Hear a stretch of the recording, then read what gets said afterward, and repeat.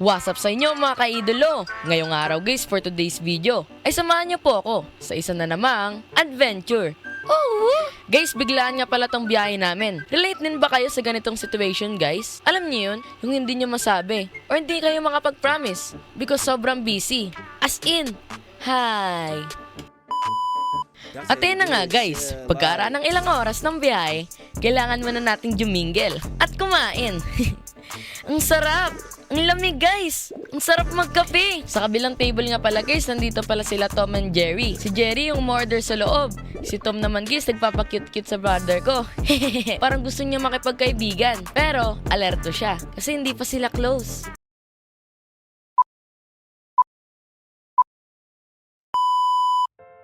Lord Jesus Christ, thank you po sa umagang kay ganda. Salamat po Panginoon sa araw na ito, sa pagkakataon na mapuntahan at makasama namin ang aming mga mahal sa buhay sa kabila ng iba't ibang dahilan. Salamat po at dinala niya po pa rin kami sa kanila. Wala po kaming ibang dala para sa kanila, kundi ang walang hanggang pagmamahal namin bilang pamilya. Kayo po Lord ang dahilan at nagbibigay ng lakas at pag-asa sa aming mga puso at isipan.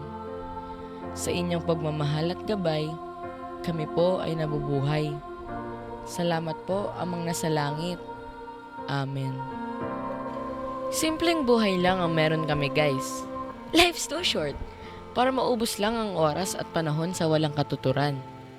What's important is, we appreciate everything we have. Like this. Everything is beautiful in our eyes. The place and the life given by God. It is everything we need. Ito ang gusto ko guys wag bumabiyahe ng medyo malayo.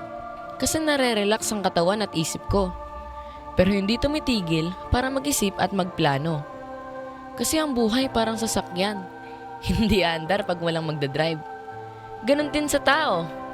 Logic, common sense, plan, goals, plus God. Everything will gonna be alright. Nothing is impossible to our God. In everything we do, we need to trust Him, like a trust and love He has given for us. Sobrang init! Alam niyo ba guys, dito sa Pangasinan, isa ito sa pinakamainit na lugar dito sa Pilipinas. Pero wag kayong mag-alala guys kasi pagdating ng hapon, lumalamig din naman dahil sa mga puno't halaman na nasa paligid nito. Kaya alam niyo na guys kung gaano ka-importante ang mga puno't halaman. Sila lang naman ang pumoprotekta sa atin at nagbibigay ng buhay. Kaya ang sarap mag-inhale ng air dito sa province. So fresh! That's why I love nature so much. Promise says. Syempre, one of the best here in Pangasinan is the food we have. Maraming klase, gaya ng fruits and vegetables.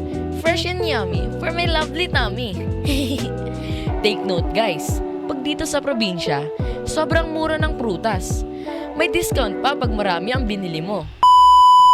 To be continued. Follow us for part 2!